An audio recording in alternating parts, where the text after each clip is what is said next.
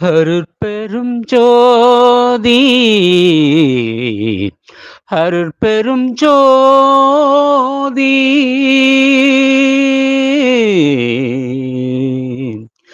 தனிப்பெரும் கருணை அருட்பெரும் ஜோதி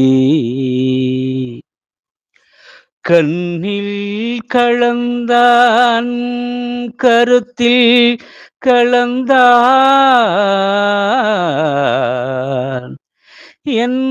எண்ணிற் கலந்தே இருக்கின்றான் பன்னீர் கலந்தான் பாட்டில் கலந்தான்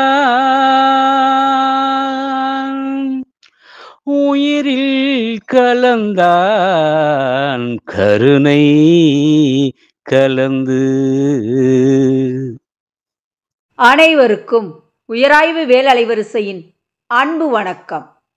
இறக்கவும் ஆசையில்லை, இப்படி நான் இருக்கவும் ஆசையின்றி இனி நான் பிறக்கவும் ஆசையில்லை, உலகெல்லாம் பெரியவர் பெரியவர் எனவே சிறக்கவும் ஆசையில்லை, விசித்திரங்கள் செய்யவும் ஆசை ஒன்றில்லை, துறக்கவும் ஆசையில்லை, துயரடைந்து தூங்கவும் ஆசை ஒன்றிலேயே. இன்றைய நம்முடைய வெள்ளி அரங்கம் வாடிய பயிரை கண்டபோதெல்லாம் வாடினேன் என்று பாடிய வள்ளலாரின் வாழ்வியல் அரங்கம்.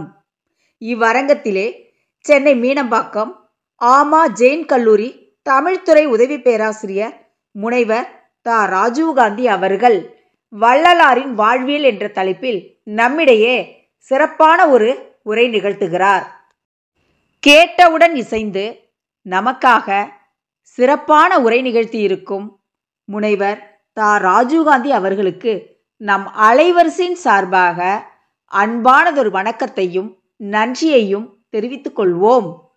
வாருங்கள் உலகத்தமிழ் மாணவர்களே, வள்ளலாரின் வாழ்வியலை படிப்போம், தத்துவங்களை சிந்திப்போம், உலக அரங்கிலே உயர்த்தி பிடிப்போம். மாற்றம் என்பதே மாறாதது. நாம் அனைவரும் தமிழால் இணைவோம். உங்களின் நான் முனைவர் சே அஜிதா, துறைத் தலைவர், தமிழ்துறை, அரசு கலை மற்றும் அறிவியல் கல்லூரி, நாகப்பட்டினம். நன்றி, வணக்கம். அனைவருக்கும் வணக்கம். வாடிய பயிரை கண்ட போதெல்லாம் வாடினேன் என்று பாடிய வள்ளலார் மனித சமுதாயத்தை வாழ்விக்க வந்த மகான். எளிய குடும்பத்தில் ராமலிங்க அடிகளாராய் பிறந்த அவர் உலகம் போற்றும் வள்ளலாராய் உயர்ந்தார். அவர் மனித குலத்தின் கருணை கொடை, தமிழ் உலகம் கண்ட தவச்சீலர். அன்போடும் அறம் சார்ந்த உலக வாழ்க்கையை தூய்க்க வேண்டும் என்று மாறுபட்ட வழிமுறையில் சித்தாந்தத்தில் மனித சமூகத்தை ஒழுங்குபடுத்த முனைந்த மிகப்பெரிய ஞானி. அறம் சார்ந்த வாழ்க்கை வாழ்ந்த போதுதான் மனித பிறவி பெருமை அடையும்.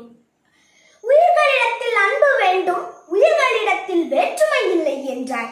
ஜீவகாருண்யத்தை உலகிற்கு கற்பித்தார்.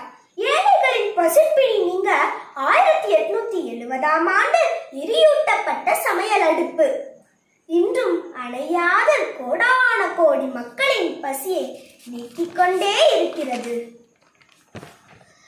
வையகத்தில் தோன்றிய கபடு, சூது, பொய், களவு, வஞ்சனை, சினம், காமம், வெகுளி, பழிவாங்குதல், பசிப்பினி, பஞ்சம், போர் ஆகிய துர்குணங்களும் தீமைகளும் மறைய அன்பு, பண்பு, புகழ், அருள், நீதி, நெறி, கொல்லாமை, சகோதரத்துவம் ஆகிய நன்னெறிகள் தழைத்தோங்க இந்த தமிழ் மண்ணிலே தோன்றிய அருளாளர் தான் வள்ளலார் அவர்கள்.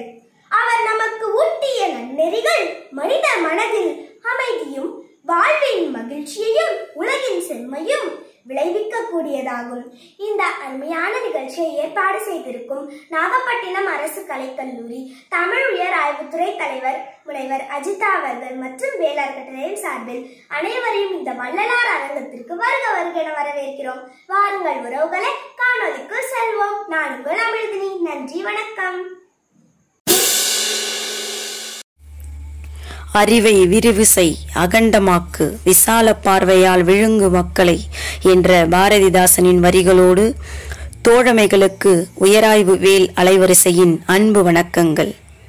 இன்றைய வெள்ளி அரங்கில் வள்ளலாரின் 200வது அவதார தினத்தை முன்னிட்டு வள்ளலாரின் வாழ்வியல் என்ற தலைப்பில் உரை நிகழ்த்த வரும் சிறப்பு விருந்தினர் சென்னை ஆமா ஜெயின் கல்லூரியின் தமிழ்துறை உதவி பேராசிரியர் முனைவர் த. ராஜீவ்காந்தி ஐயா அவர்கள்.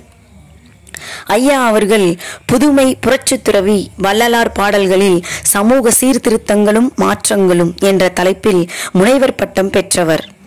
கற்றோருக்கு சென்ற இடமெல்லாம் சிறப்பு என்பதை மெய்ப்பிக்கும் வகையில் 2020 டாக்டர் ராதாகிருஷ்ணன் விருது, 2021 நற்றமிழ் ஆசான் விருது, 2022 பாரதியின் சாரதி விருது, மேலும் சிறந்த மனிதநேய கலாம் விருது, அனைத்திற்கும் மேலாக வள்ளலாரின் அருட்ஜோதி விருது, செம்மொழி தென்றல் விருது, 2023 சந்தன துகள்கள் விருது, கலைஞரின் பேனா விருது என நித்தம் விருதுகளை குவிக்கும் வெற்றியாளர் இன்றைய நம் சிறப்பு விருந்தினர் முனைவர் த.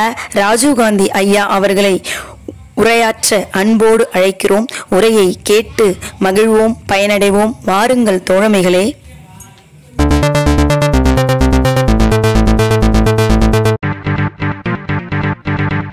கண்ணில் கலந்து கருத்தில் கலந்து என்னுள் இருக்கின்ற புரட்சித்துறவி வள்ளலாரை வணங்குகிறேன்.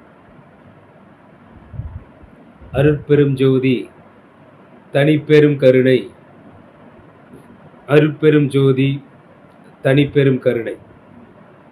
இந்த அற்புதமான பொன்மொழிகளை உங்களிடம் முன்வைத்து என் உரையை துவங்குகிறேன். துவங்குவதற்கு முன்பாக நன்றி மறப்பது மனிதனின் மாண்பல்ல என்ற இலக்கியத்திற்கு எடுத்துக்காட்டாய் என்னை பேசுவதற்கு வாய்ப்பளித்த முனைவர் பேராசிரியர் அஜிதா அம்மையார் அவர்களை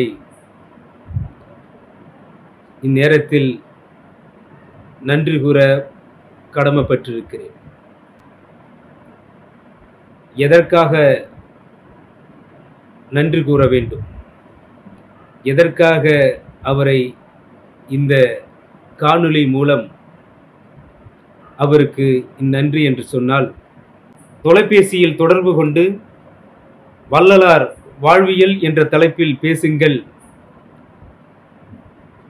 வெள்ளிதோறும் சிறந்த வல்லுநர்களையும் சான்றோர்களையும் பேச வைத்து அழகு பார்ப்பது எங்கள் இணையத்தின் நோக்கம். இந்த வெள்ளிக்கிழமை உங்களுக்கு வாய்ப்பு தருகிறோம். அது எப்படி என்று சொன்னால், இந்த வெள்ளிக்கிழமை வள்ளலாருடைய 200வது நிறைவு நாள்.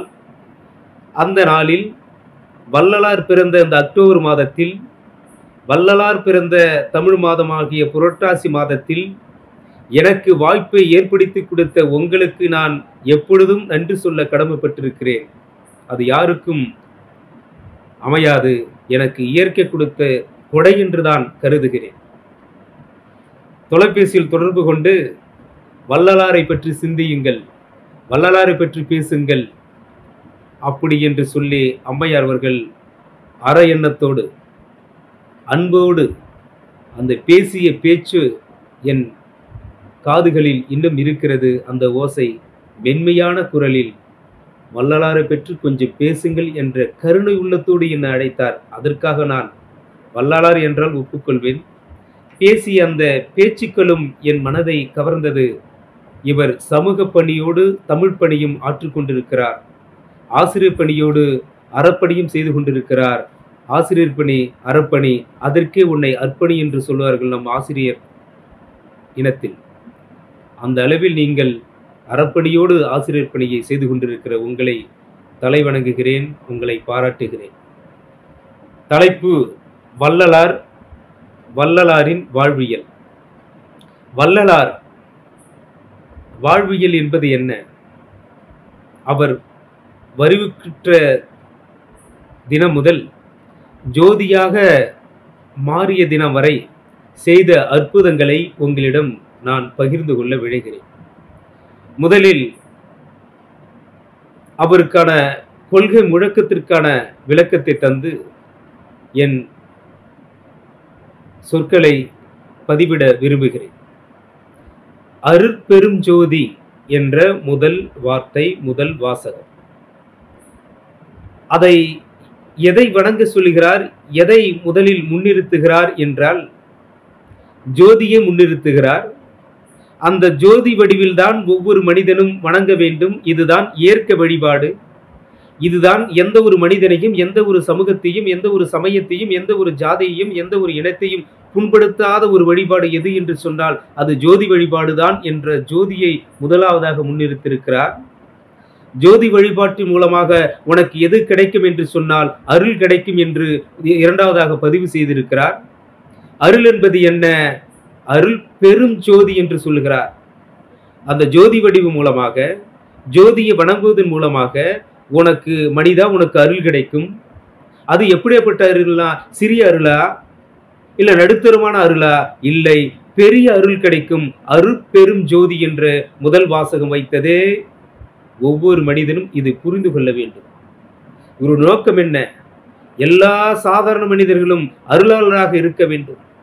அருள் இருந்தால்தான் அவருடைய இன்னொரு கொள்கை முழக்கத்திற்கு நான் விளக்கம் சொல்கிறேன். அருட்பெரும் ஜோதி ஒரு வாக்கியத்தை, ஒரு வாசகத்தை ஒரு முறை சொன்னால் மனிதனுக்கு, மனிதனுடைய தன்மையில், மனிதனுடைய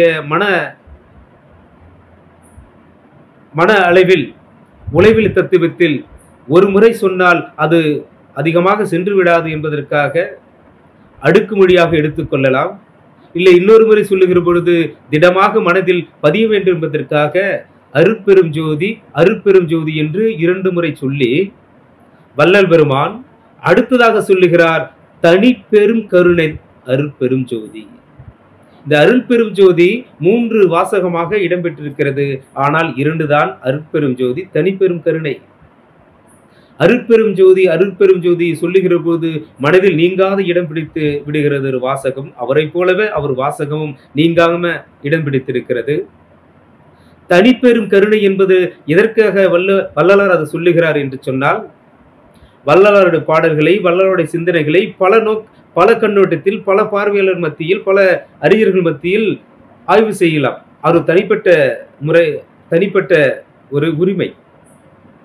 தனிப்பெரும் கருணை எதற்காக இரண்டாவதாக வைத்திருக்கிறார் என்று சொன்னால், அருள் இருக்கிற மனிதனுக்கிடம் மட்டும்தான் கருணை இருக்கும். ஜோதி வழிபாடு மூலமாக அருளை பெறுகிறாய், பெரு அருளை பெறுகிறாய். பெரு அருளை பெற்ற பிறகு கருணை உனக்கு கிடைக்கிறது. அந்த கருணை எப்படி என்றால் தனிப்பெரும் கருணையாக. பாருங்கள் சான்றோர் பெருமக்களே, மாணவ செல்வங்களே, ஒரு மனிதன்கிறோம், ஒரு மனிதனை பார்த்து நல்லவன்கிறோம். நல்லவன் சொன்ன பிறகு ரொம்ப நல்லவன், இந்த மனிதன் ரொம்ப ரொம்ப தூய்மையானவன், பரிசுத்தமானவன், நல்லவன் அப்படி என்று, மிக மிக நல்லவன், உயர்ந்தவன் அப்படின்னு சொன்னா சராசரி விட ஒரு சாதனையாக உயர்ந்த இடத்தில் இருக்கிறார் என்றுதான் பொருள்.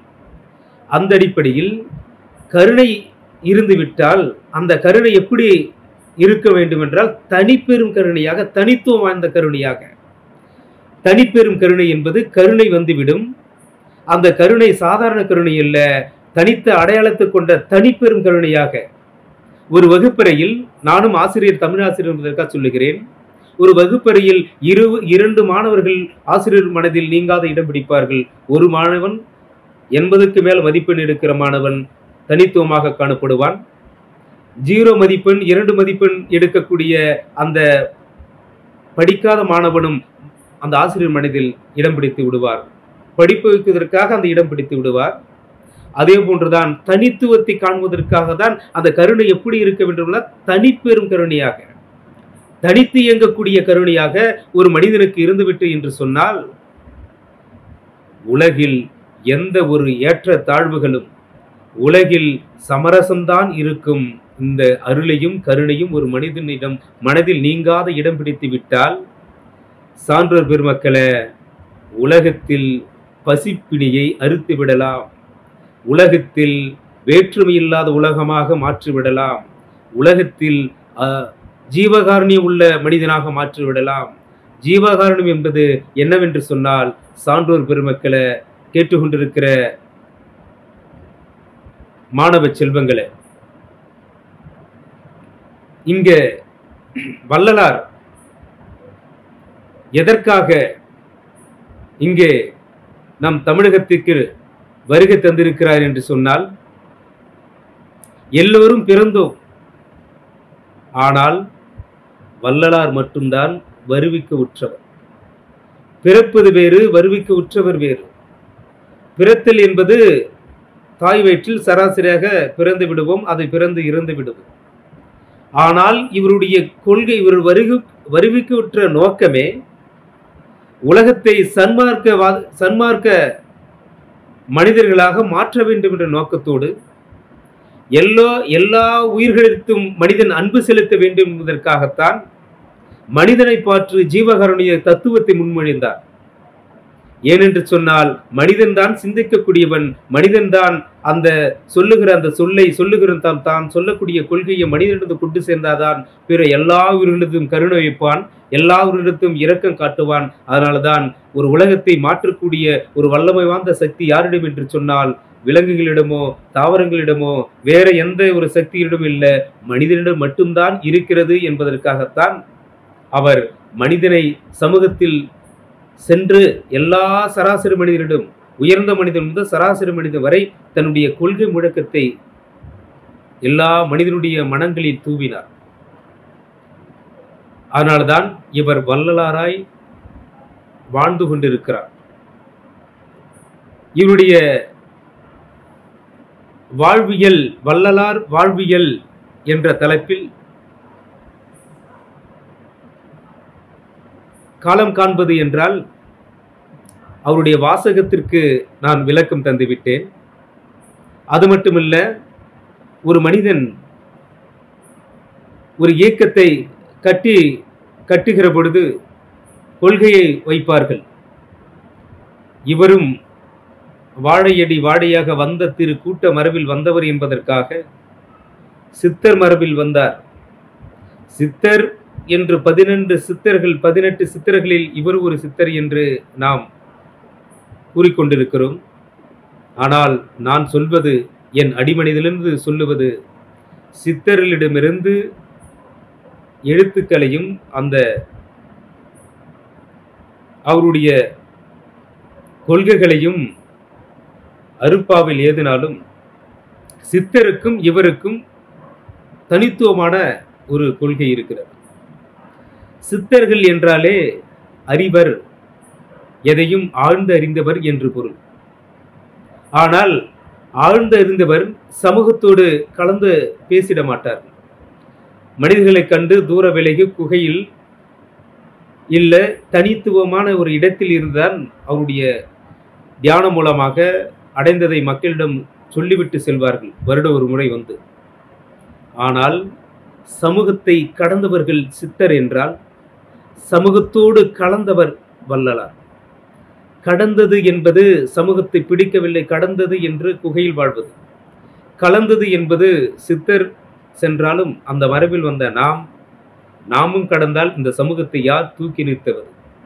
நாமும் இவர்களை விட்டு சென்றால் இந்த உலகத்தில் மனிதனுடைய சமத்துவத்தை எப்படி நிலைநாட்டுவது என்பதற்காகத்தான் வள்ளல் பெருமான் சமத்துவம் வளர்வதற்காக, பசிப்பிணி இல்லாத உலகத்தை படைப்பதற்காக, எல்லா உயிர்களிடத்திலும் அன்பு செலுத்த வேண்டும் என்பதற்காக தன்னுடைய வாழ்நாளை, தன்னுடைய திருநாளை, வாழ்ந்த திருநாளை உலகிற்கு, மனிதனுக்கு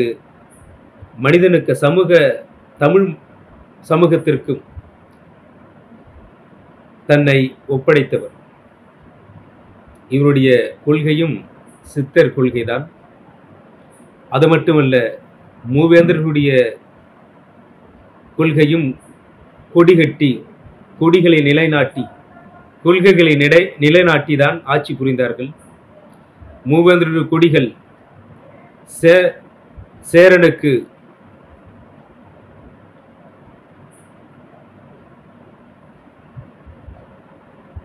வில்கொடி, சோழனுக்கு புலிக்கொடி, பாண்டியனுக்கு மீன்கொடி கொடிகளை அமைத்தார்கள். தன் அரசாட்சியை வழங்கினார்கள். அதே போன்றுதான் வள்ளலாருக்கும் கொடி அமைத்திருக்கிறார். என்ன கொடி என்று சொன்னால், அதிலும் மஞ்சள் வெள்ளை அமைத்த கொடிகளை கட்டி சன்மார்க்க சங்கத்தை இவர் நிறுவியிருக்கிறார். சன்மார்க்கம் என்றால் ஒளி மார்க்கம், சன்மார்க்கம் என்றால் ஒளி வழிபாட்டால் நீ இரவாமை என்ற நோக்கத்தை, மரணமில்லா பெருவாழ்வு என்ற கொள்கையை நீ அடையலாம் என்பதற்காகத்தான் சன்மார்க்கத்தை கட்டி எழுப்பினார்.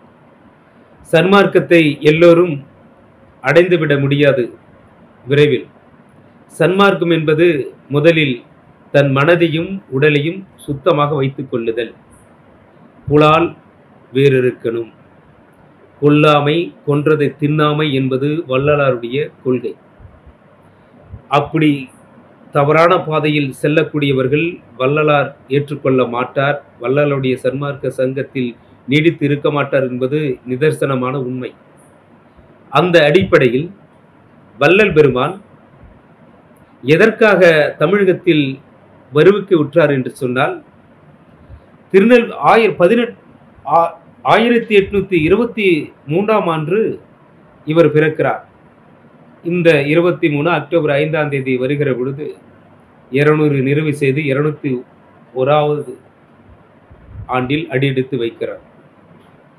இவர் வருவிக்குற்ற நாள் எதற்காக என்று சொன்னால், ஒரு தேவையை அல்லது யாரும் செய்யாத ஒரு அற்புதத்தை இவரால் நிகழ்த்த போகிறார் என்பதற்காகத்தான் அந்த இவருடைய வரவு, இவருடைய பதிவு. திருநெல்வேலி சீமையில், கன்னியாகுமரி, திருநெல்வேலி இந்த தென் மாவட்டங்களில் பெரிய பஞ்சம், பெரும் பஞ்சம் தலைவிரித்து ஆடுகிறது. அங்கிருக்கக்கூடிய மக்கள் புற்று ஈசலை நோண்டி எறும்பு சேகரித்த அந்த உணவுகளை தின்றார்கள். மாமிச எலும்பு துண்டுகளை, நாய்களை விரட்டி வைத்து அதர்களிலிருந்து எடுத்து சண்டையிட்டு மனிதர்களுக்குள்ள மனிதர் சண்டையிட்டு தின்றார்கள். வித நெல்லை சமைத்து சாப்பிட்டார்கள். அதீத பசியில் வாடினார்கள். உயிரை கொல்லக்கூடிய அளவுக்கு மனித இனமும் குழந்தைகளும் தாய்மார்களும் முதியவர்களும் அனைத்து மனிதர்களும் பசி என்ற பெருந்தை தமிழகம் முழுக்கும் பற்றி எறுகிற நேரத்தில் ஒரு பரிசுத்தமான ஒரு மனிதர் பிறந்ததுதான் உத்தமர். இவர் ஆரம்ப காலகட்டத்தில் சான்றோர் பெருமக்களே சிவனை வழிபட்டவர்தான். எல்லோரும் இவருடைய பிறப்பு இறப்பு எல்லாம், இவருடைய பிறப்பும் தீபமாக ஒளியாக மாறியது எல்லா சன்மார்க்கவாதியும் சொல்வார்கள். நான் கொஞ்சம் சுருக்கமாக தான் சொல்லி உங்களுடன் கதை போல உங்களை சொல்லி உங்கள் மனதில் இடம் பிடிக்கக்கூடிய செய்திகளை தான் சொல்லுவேன். இவர் தாய் 6, இவருடைய தந்தை ராமைய பிள்ளை.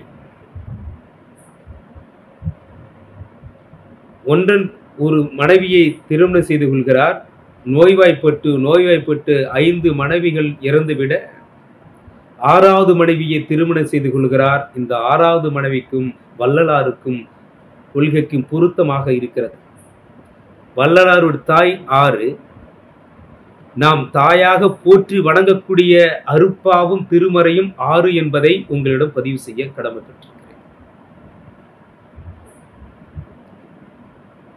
6வது தாய்க்கு 5வது மகனாக பிறந்தவர் சபாபதி பிள்ளை, உண்ணாமலை, சுந்தரம்மாள். இப்படி இன்னொருவர் சேர்த்து 4 பேரோடு இவர் 5வது கடைக்குட்டியாக பிறக்கிறார்.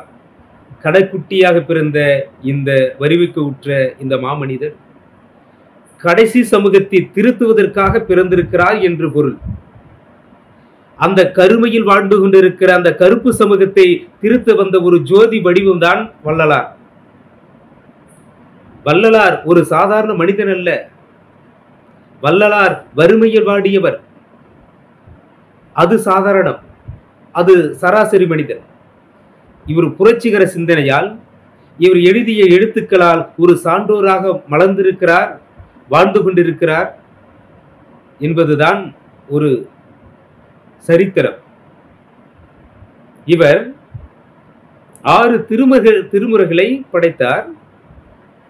5 திருமுறைகளை சிவனை வழிபட்டவர், சிவபெருமானை துதித்தவர், கந்தகொட்ட முருகன் தரிசித்தவர், நிலைக்கண்ணாடியில் கந்தகொட்டு முருகனையே தரிசித்தவர். அது ஜன்னல் வழியாக அன்னியார், தாயாக கருதக்கூடிய அன்னியார் பாப்பத்தியம்மர் பார்த்துவிட்டு பேசிழுத்து போனார்.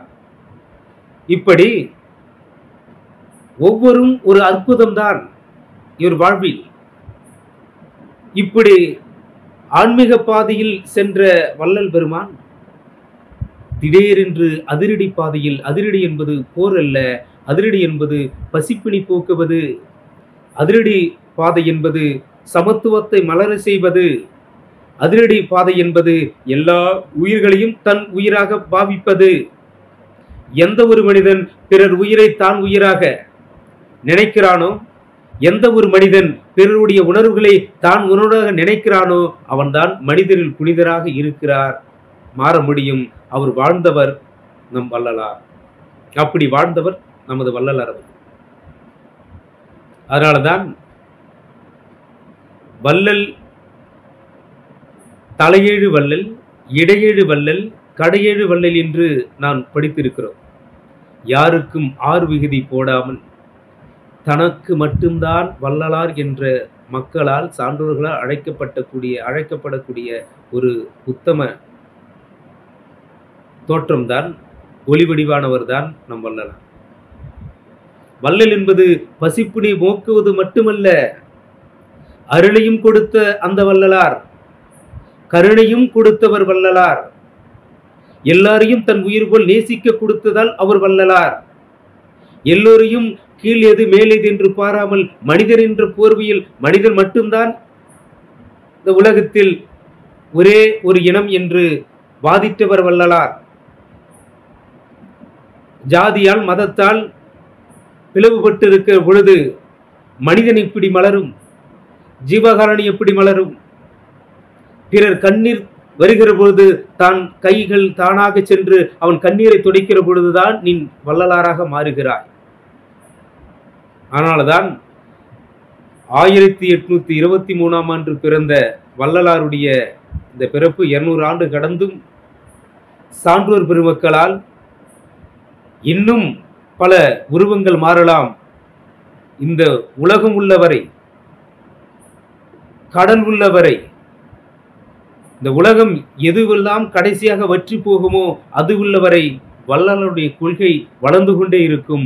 ஏனென்று சொன்னால், சான்றோர் பெருமக்கள, வள்ளலாருடைய பாடல்களில் 6 திருமுறைகளில் ஒரு எழுத்தாவது, ஒரு வாக்கியமாவது, ஒரு சொல்லாவது பிறர் மனதை சுட்டதாக, பிறர் மனதை வேதனைப்படுத்தியதாக, பிறர் மதங்களை துன்புறுத்தியதாக, பிற இனத்தை நோகடித்ததாக வரலாறு இல்லை. அதனாலதான் இவருடைய திருவருட்பாவும் திருக்குறளும் போற்றக்கூடிய நூலாக நான் சன்மார்க்கவாதிகள் நினைத்துக் கொண்டிருக்கிறோம். ஒரு வீட்டில் திருக்குறள், திரு அருட்பா, திருவாசகம் இருந்தால் நீ மனிதனாக மாறலாம் என்று ஆன்மீக பேச்சாளர் கூறுவது உண்டு. இந்த 3மே எந்த ஒரு தீய செயலையும் செய்வதற்கான வழியை வகுத்ததில்லை. திருக்குறளும் வள்ளலாரும் எந்த ஒரு இடங்களில் புலால் உண்டால் நல்லது என்று சொல்லவில்லை, கல்லுண்டால் உடம்புக்கு ஆரோக்கியம் என்று சொல்லவில்லை, பிறர் மனைவியை நேசிப்பது நல்லது என்று சொல்லவில்லை, ஆட்சி முறைகெட்டு நடந்தால் நல்லது என்று சொல்லவில்லை. ஆனால்தான் வள்ளல் பெருமான் கருணையில்லா ஆட்சி கடிந்தொழிக என்றார். ஆட்சியிலும் கருணை புகுத்திருக்கிறார், உயிரினத்திலும் கருணை புகுத்திருக்கிறார், மனிதர்களிடத்திலும் கருணையை புகுத்திருக்கிறார். பார்த்த இடமெல்லாம், சென்ற இடமெல்லாம் வள்ளல் பெருமான் கருணை, கருணை, இரக்கம், உயிரிரக்கம், ஜீவகாருண்யம் என்ற தத்துவத்தை எங்கெல்லாம் பரப்பிவிட்டுத்தான் சென்றார். சிவபெருமானை இவரை போல துதிப்பது யாராலும் முடியாது. தந்தையாக வைத்து பாவித்தார், தாயாக வைத்து பாவித்தார். அடித்தது போதும் என்னை அணைத்துக்கொள் என்றார். தாய் அடித்தால் தந்தை அணைத்துக் கொள்வார், தந்தை அடித்தால் தாய் அணைத்துக் கொள்வார்.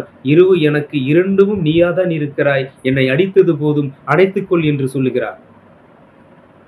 பிள்ளை செய்த குற்றமும் பிள்ளை செய்கிற பெருமையும் உங்களுக்குத்தான் தெரியும். அந்த பிழைகளை பொறுத்து என்னை ஏற்றுக்கொள் என்று அவர் பிள்ளை சிறு விண்ணப்பத்தில் அழகான பாடலை பாடியிருக்கிறார். இது 5 திருமுறைகளில் சிவனை அடைவதற்கான முயற்சி எடுத்திருக்கிறார். எப்பொழுது இவர் சமரச சன்மார்க்க தீ இவர் உள்ளத்தில் ஏற்பட்டதோ, எப்பொழுது சமத்துவம் என்ற சிந்தனை ஒரு உள்ளத்தில் ஒரு சிந்தனையில் அந்த தீ பற்றி எழுந்ததோ, அன்றைக்கு உருவ வழிபாட்டை வேறெடுத்த ஒரு உத்தமர் தான் புரட்சித்துறவி வள்ளலார் அவர்கள். அந்த புரட்சித்துறவி வள்ளலார் அவர்கள் உருவ வழிபாட்டால், அடையாளங்களால், சின்னங்களால் மனித இனத்தில் உயிர்கள் கொல்லப்படும், உயிர்களை கொல்லக்கூடாது, உயிர்களை கொன்று அதை தின்னக்கூடாது என்ற கொள்கையோடு தான் நான் வருவிக்கு விட்டேன். இந்த மதங்களால், இந்த சமயங்களால், நால்வருண ஆசிரம ஆசாரம் எல்லாம் நவன்றுகளை எல்லாம் சிறு பிள்ளை விளையாட்டு என்று சொன்னார்.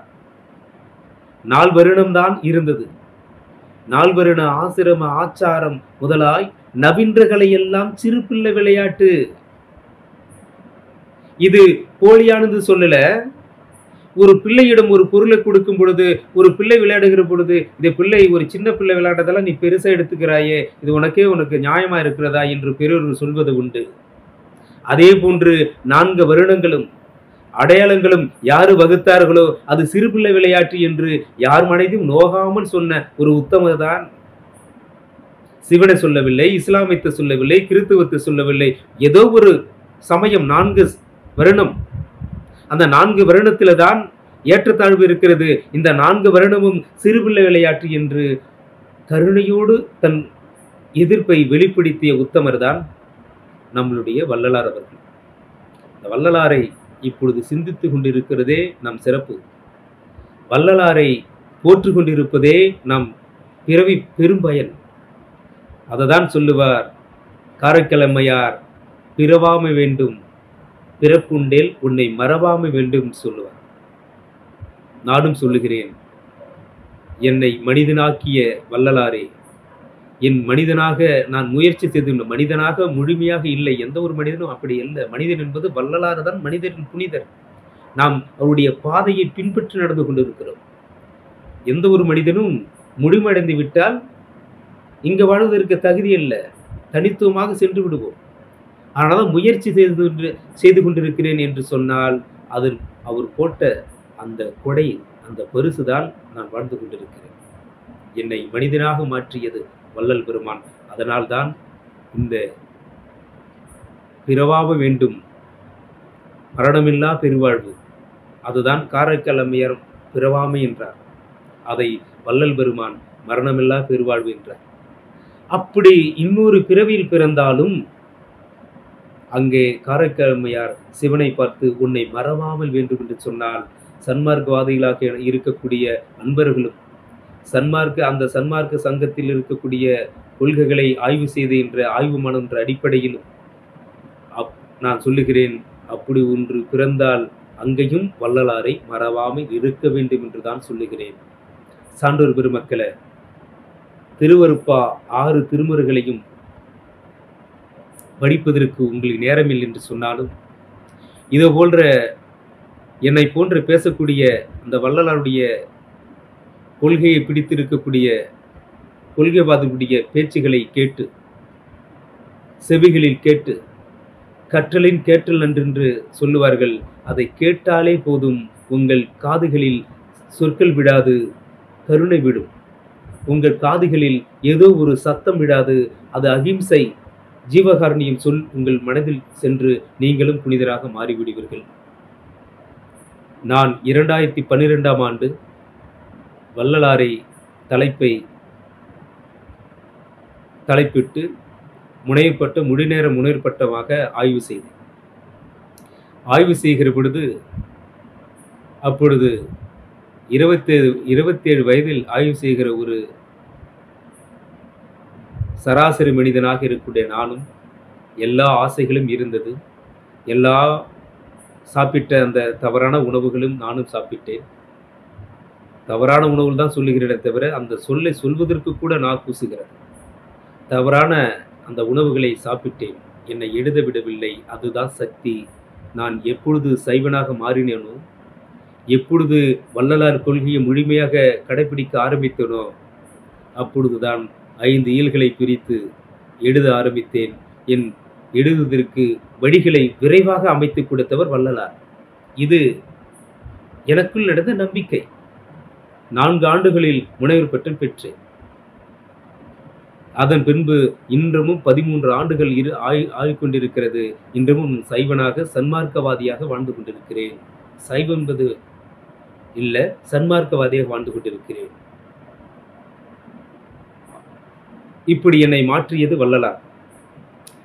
மாற்றிய வள்ளலாரை 201ஆம் ஆண்டு நினைப்பது நான் பெற்ற பேறு என்று நான் கருத வேண்டும்.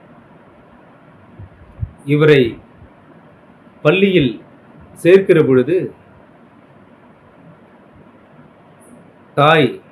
இவருடைய தாயும் தந்தையும் சிறு வயதில் சிதம்பர நடராஜ தரிசனம் காண்கிற பொழுது, 6 மாத கைக்குழந்தையில் காண்கிற பொழுது அந்த தீபத்தை பார்த்து சிரித்தவர்தான் தீபமாகவே மறைந்தார். எப்பொழுது முதல் தரிசனம் தீபத்தை பார்த்து சிரித்தாரோ, அந்த தீசிதர் சொல்லுகிறார், அர்ச்சகர் சொல்லுகிறார், இது தெய்வத்தின் குழந்தை என்று சொன்னார். நாங்கள் சன்மார்க்கவாதிகள் வள்ளலார் ஆய்வு செய்த அடிப்படையில் சொல்லுகிறேன். வள்ளலார் என்றைக்கு தீபத்தை பார்த்தாரோ, நான் தீபமாக மாற வந்திருக்கிறேன் என்பதற்காக அந்த சிரிப்பு. அடுத்ததாக கண்ணாடியில் முருகனுடைய தரிசனம் 2வது அற்புதம். 3வது கருங்குடியில் பல் துலக்கிற பொழுது நீரோடையில், இந்த ஓடையில் நீர் இல்லாததால் அந்த பல்ல விளக்கக்கூடிய வேப்பங்குச்சை அந்த சீண்டுகிற பொழுது, அந்த கீறல் பொழுது அந்த தண்ணீர் பீரிட்டு எடுத்தது, அது செய்த அற்புதம். இரும்பை தங்கமாக மாற்றியது அற்புதம். கருங்குடியில் தண்ணீரால் விளக்கு ஏற்றியது அற்புதம். சமரச சுத்த சன்மார்க்கம் செய்தது அற்புதம்.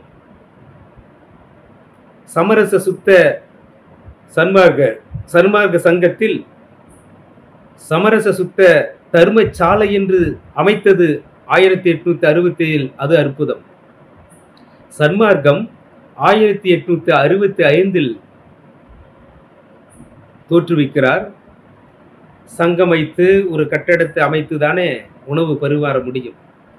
அடுத்தது 67 பார்வதிபுரத்தில், வடலூர் இருக்கிற பார்வதிபுரத்தில் 100 காணி நிலத்தை அங்கு இருக்கக்கூடிய பலதரப்பட்ட இனத்தை சேர்ந்தவர்கள் கொடுத்தது அற்புதம். ஒரு இனத்துக்காரங்க 150 ஏக்கர் கொடுக்கலாம்.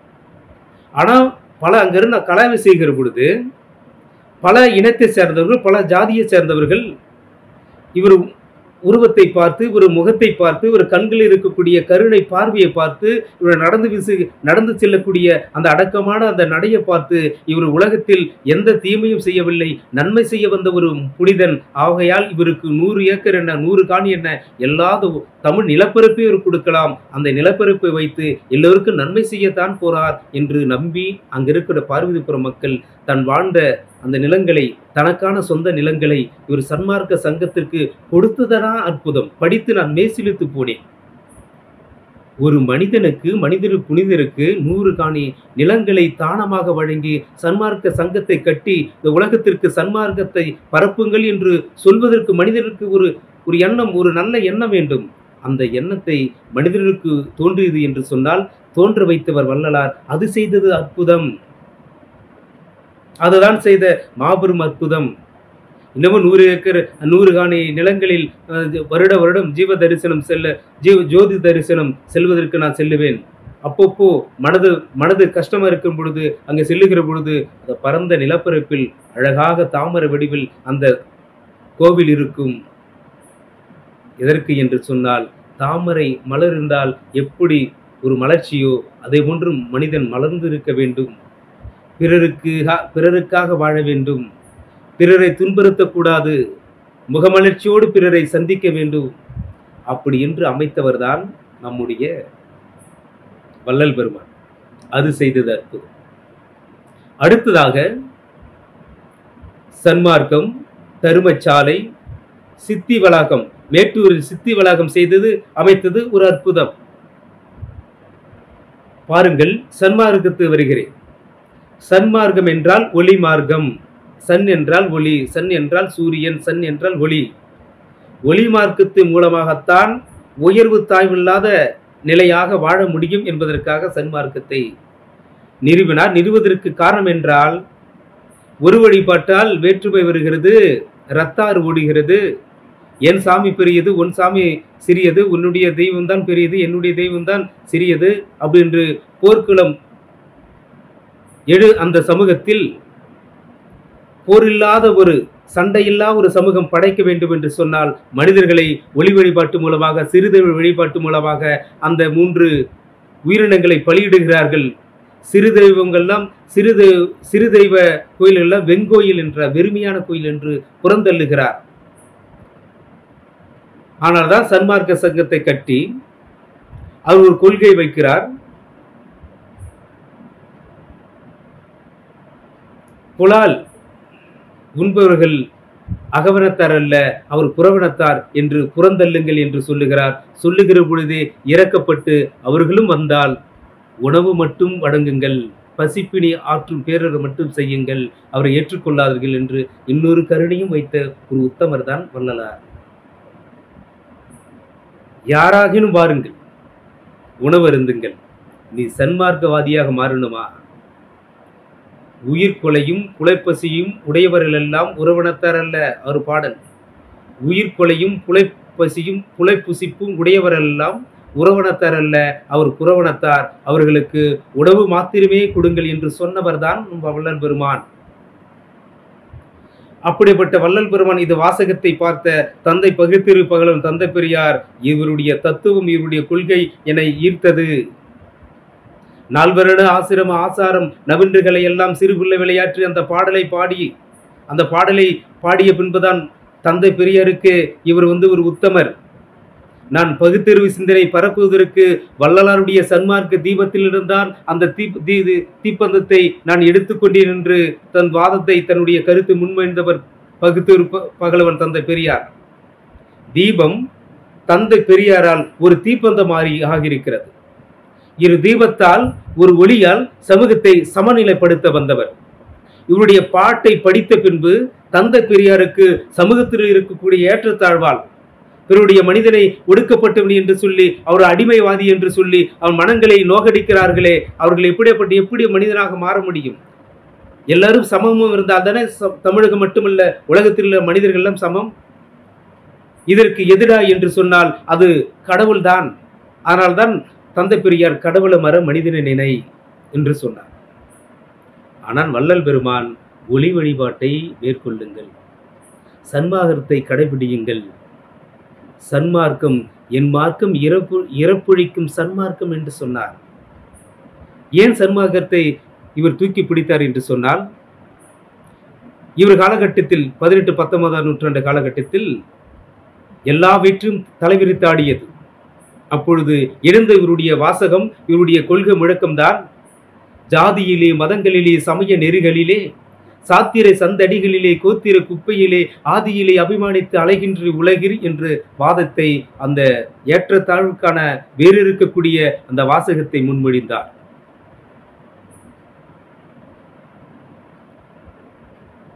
இன்னும் பல பாடல்களை பாடியிருக்கிறார். இது வேற்றுமைக்கான பாடல். அடுத்ததாக பாருங்கள், ஒரு மனிதன் இறைவனிடம் கையேந்துகிற பொழுது, இறைவனிடம் விண்ணப்பிக்கும் பொழுது நான் நலமாக இருக்க வேண்டும், என் குழந்தை நலமாக இருக்க வேண்டும், என் உறவினர்கள் எல்லோரும் நலமாக இருக்க வேண்டும். ஆதலால் எனக்கு அந்த வேண்டுதலை நிறைவேற்றுவாயாக என்று மன்றிடுவார்கள். இருக்கக்கூடிய தங்கத்தையும் பணத்தையும் உண்டியல் போட்டு வேண்டுவார்கள். வள்ளல் பெருமான் மனிதரில் புனிதராக என்று அடிக்கடி சொல்லுகிறேனே சான்றோர் பெருமக்களே, இவர் வேண்டுகிறார். முதல் வேண்டுதலை எப்படி வேண்டுகிறார் என்று சொன்னால், அப்பா, நான் வேண்டுதலை கேட்டு அருள் புரிய வேண்டும், 6 உயிருக்கெல்லாம் நான் அன்பு செய்ய வேண்டும் என்று சொல்லுகிறார். 6 உயிருக்கெல்லாம் நான் அன்பு செய்ய வேண்டும் என்று சொன்னாரு. இதுதாங்க மனிதரில் புனிதர், உத்தம புத்திரன் என்று சொல்லுவார்களே, இவர்தான் வள்ளல் பெருமான். எந்த ஒரு இடங்களாவது நான் நலமாக இருக்க வேண்டும், நான் சராசரி மனிதன் குடும்பத்தில் பிறந்தேன், என் தாய் என்னுடைய தந்தை எங்களை வளர்ப்பதற்கு திண்ணை பள்ளிக்கூடம் அமைத்து அந்த வருமானம் போதவில்லை, அந்த மணியக்காரர், அந்த விஓ என்று சொல்ல கிராம உதவியாளர் என்று சொல்லக்கூடிய மணியக்காரர் வேலை செய்தும் வருமானம் போதவில்லை, தந்தை 6 மாதத்தில், இவர் பிறந்த 6 மாதத்தில் இறந்துவிட, பாருங்கள் சான்றோர்களே, இவர் தாய் 6, இவர் அப்பா இவர் விட்டு சென்ற மாதமும் 6, இவர் நமக்காக சமத்துவத்தை, சமரச சன்மார்க்க கொள்கையை சமைத்தது 6 திருமுறை. இப்படி 6 என்ற எண்ணுக்கும் இவருக்கு எப்படி ஒரு தொடர்பு, எப்படி ஒரு இணக்கம் இருக்கிறது என்று பாருங்கள். இறந்துவிட இவர் வறுமையில் வாடியவர், வறுமையில் திண்ணையில் படுத்து உறங்கியவர். ஆனால் சாப்பாட்டிற்காக எங்கும் கையேந்தியவர் அல்ல, சாப்பாட்டிற்காக எங்கும் பிச்சை எடுத்தவர் அல்ல. அதை கூட சொல்லுவது மன்னிக்க வேண்டும், எங்கோதும் கையேந்தியவர் அல்ல. சான்றோர் பெருமக்களே, இவரை தேடி உணவு வந்தது, இவரை தேடி உணவு வண்டிகளா வந்தது, இவரை தேடி காய்கறிகள் வண்டிகளோடு வந்தது, இவரை தேடி வடலூருக்கு அரிசி மூட்டைகள் வந்தது, வண்டிகள் தோறும் வந்தது.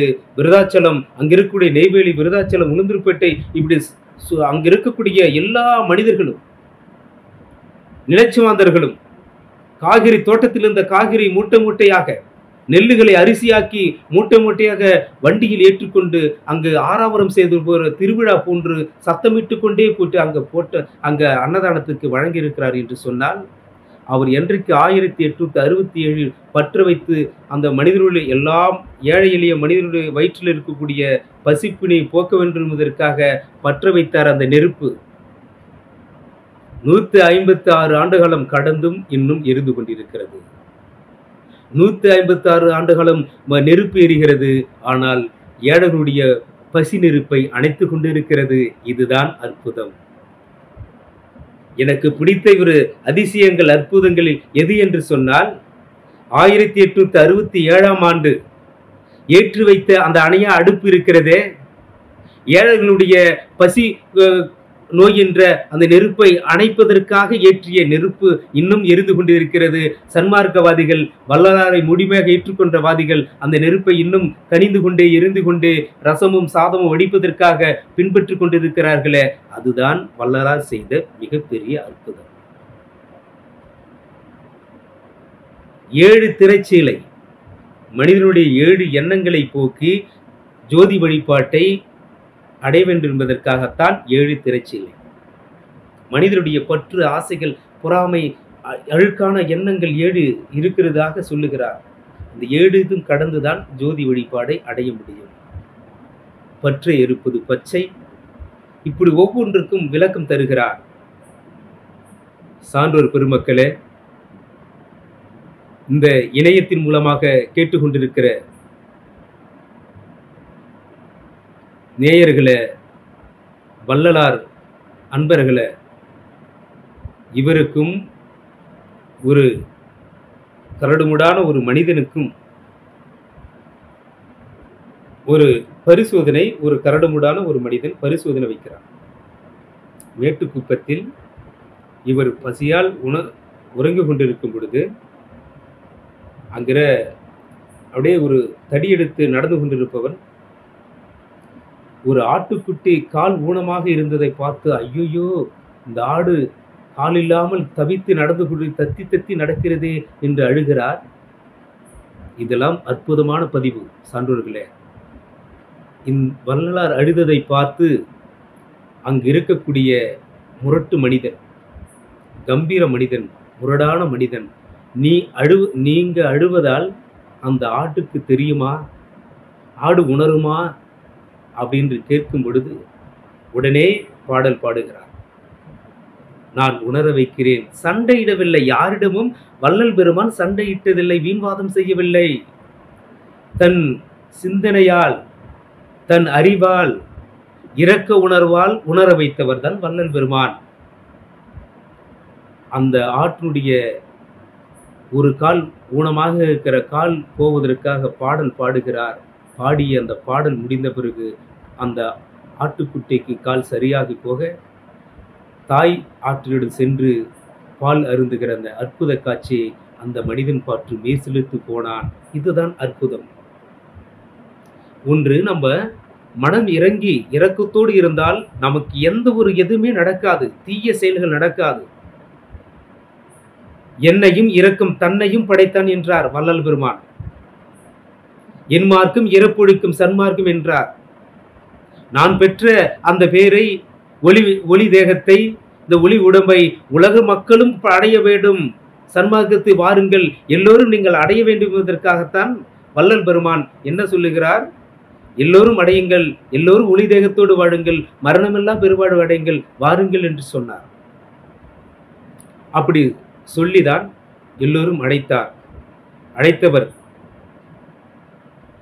அவருடைய கொள்கையை பிடித்து கொண்டு உலக அளவில் சிங்கப்பூர், அயல்நாடுகளில் வள்ளலாருடைய சங்கத்தை பரப்பி கொண்டிருக்கிறார்கள். வள்ளலாருடைய கொள்கைகளை அங்கு முழங்கி கொண்டிருக்கிறார்கள். ஏன்? வள்ளலார் கொள்கை யாருடைய மனதையும் புண்படுத்தவில்லை. வள்ளலாருடைய எழுத்துக்கள் யாருடைய மனதையும், யாருடைய இனத்தையும், யாருடைய மதங்களையும், மொழிகளையும் புண்படுத்தவில்லை. திருக்குறள் எப்படி உலக பொது மறை என்று சொல்கிறார்களோ அது போன்றுதான் சன்மார்க்கவாதிகளும் இல்ல சராசரி மனிதர்களும் வள்ளலாருடைய எழுத்துக்களை படித்தால் இதுவும் உலகத்தினுடைய பொதுமறை. இவர் யாரையும் திட்டவில்லை, யாரையும் அடியுங்கள் சொல்லவில்லை, யாரையும் துன்புறுத்துகள் சொல்லவில்லை, எல்லோரையும் நேசிங்கள் என்று சொன்னதுதான் இவர் அவதாரத்தின் உச்சம். நேசித்தார். நேசித்து 100 காணி நிலத்தில் சன்மார்க்க சங்கையும் தர்மசாலையும் அமைத்தாரே. இப்ப இருக்கக்கூடிய தமிழகத்தில் உள்ள அனைத்து மாவட்டங்களிலும் இவருடைய சன்மார்க்க சங்கம் வளர்ந்து கொண்டிருக்கிறது.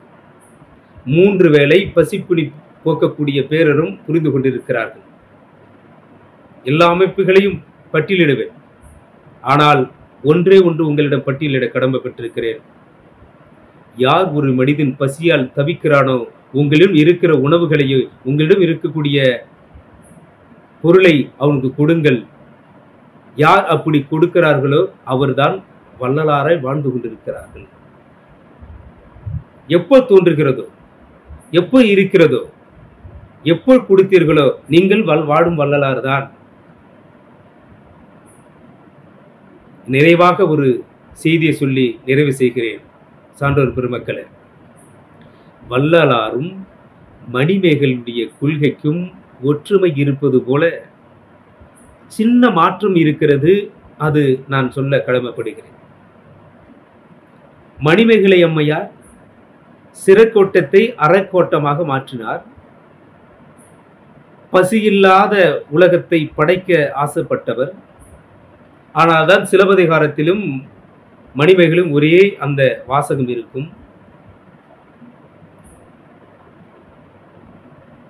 பசி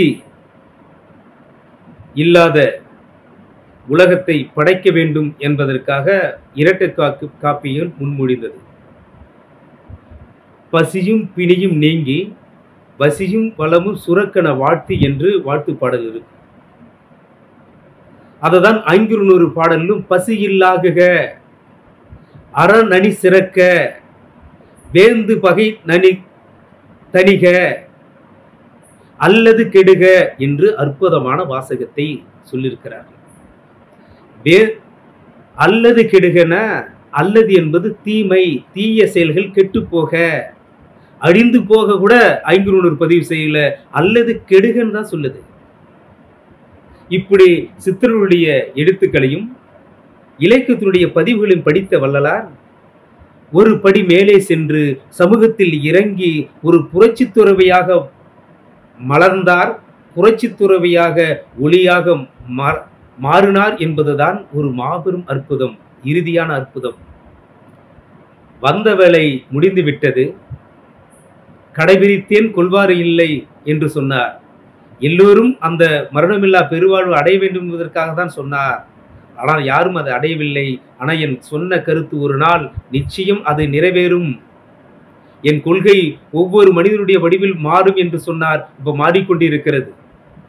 சான்றோர் பெருமக்களே, மணிமேகலைக்கும் இவருக்கும் ஒற்றுமை இருப்பது போல ஒரு மாற்றம் என்னவென்றால், காணார் இவர் ஆதிரையிடம் அமுத சுரபியை அச்சிய பாத்திரத்தை எடுத்து ஆதிரியிடம், அந்த பத்தின பெண்ணிடம் ஆதிரியிடம் ஒரு உணவு வழங்கி அல்ல அல்ல குறையாத அந்த அமுத சுரபியை எல்லோருக்கும் வழங்குகிறார். அல்ல அல்ல குறையாத அமுத சுரபி என்று பெயர், எல்லோருக்கும் வழங்க வேண்டும்தான் அது நோக்கம். ஆனால் அந்த பாடலில் சொல்லுகிறது, காணார் கேளார் முடவர் வாருங்கள். ஆனால் இந்த இடத்தில் வள்ளல் பெருமான் சின்ன மாற்றத்தை வைக்கிறார்.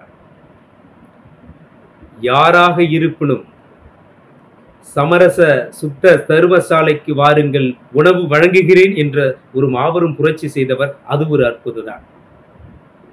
மகிழ்ந்தில் செல்வன் கூட பசி வந்தால் அவன் ஏழையாக மாறிவிடுகிறான். பெரிய கழுத்துகளில் கைகளில் காதுகளில் தங்கங்களை தங்க ஆபரணங்களை அணிந்தவன் கூட பசி வந்தால் பத்தும் பறந்து போகும் சொல்வது போல, பசி வந்து விட்டால் அவன் ஏழையாக மாறிவிடான். பசி வந்து விட்டால் அவன் என்னவாக மாறுகிறான் என்று சொன்னால் தீய செயலுக்கு அவன் உந்தப்படுகிறான். அதனால் எல்லோரும் பசி வந்தால் என்னிடம் வாருங்கள், நான் தாயாக கருணை உள்ளமாக அந்த பசியை போக்கக்கூடிய பேரறம் செய்கிறேன் என்று அப்படி ஒரு அற்புதமாக செய்த ஒரு மாமனிதரை நாம் 201வது ஆண்டில் அவரை சிந்தனைகளை, அவருடைய எழுத்துக்களை நாம் பேசிக்கொண்டிருப்பது அது பேரறம். எத்தனையும் பேதமோரா தெவ்வுயிரும் தம் உயிர் போல் எண்ணி உள்ளே ஒத்துரிமை உடையவரா உவக்கின்றார் யாவர் அவர். உளந்தான் அந்த சித்திருவா எம்பெருமான் நடம் புரியும் இடமன நான் தெரிந்தே அந்த வித்தகர்த்த அடி கேவல் நான் சிந்தமிகு விழுந்ததாலோ என்ற சொன்ன அந்த மாமனிதரை, வாடிய பயிரை கண்ட போதெல்லாம் வாடினேன், பசியால் இழைத்து வெற்றார் பசியால் இழைத்து வீடுதோறு அயர்ந்து வெற்றாரை கண்டு உளம் பதைத்தேன், ஈடு மாணிகளாய் ஏழைகளாய் நெஞ்சம் இழைத்தமை கண்டும் நான் இழைத்தேன். வாடிய பயிருக்காக வாடிய அந்த உத்தவர், வாடிய சமூகத்திற்காக போராடிய அந்த உத்தமர், இவர்தான் மனிதரில் புனிதராக வள்ளலாராக திகழ்ந்து கொண்டிருக்கிறார். எப்பொழுதும் திகழ்ந்து கொண்டே இருப்பார். வள்ளலாருடைய கொள்கை வற்றி போகாது, வள்ளலாருடைய முழக்கம் என்றும் காய்ந்து விடாது. வள்ளலாருடைய அந்த பசிப்பணி போக்கும் பேரறம் வளர்ந்து கொண்டே இருக்கும். அமுத சுரபி போல வளர்ந்து கொண்டே இருக்கும். நீர்த்து போகாது. நீர்த்து போக வந்தவர் அல்ல, நீரோட்டமாக கொள்கையை பாய்ச்ச வந்தவர். பாய்ந்து கொண்டே இருக்கிறது, உலக அளவில் பரவி கொண்டிருக்கிறது என்று சொல்லி வள்ளலார் வாழ்வியல் என்ற தலைப்பை கொடுத்த முனைவர் பேராசிரியர் அஜிதா அம்மையாருக்கு நன்றி கூறி, வள்ளலாரை பற்றி 1 மணி நேரம் சிந்தித்ததற்காக உங்களுக்கெல்லாம் நான் நன்றி கூறி விடைபெறுகிறேன். நன்றி. அருட்பெரும் ஜோதி, அருட்பெரும் ஜோதி. இந்த நிகழ்ச்சி உங்களுக்கு பிடிச்சிருந்துச்சுன்னா விரும்பும், ரொம்ப பிடிச்சிருந்துச்சுன்னா பகிரும், ரொம்ப ரொம்ப பிடிச்சிருந்துச்சுன்னா கருத்து பெட்டியில் கருத்துக்களை போடவும். நன்றி, வணக்கம்.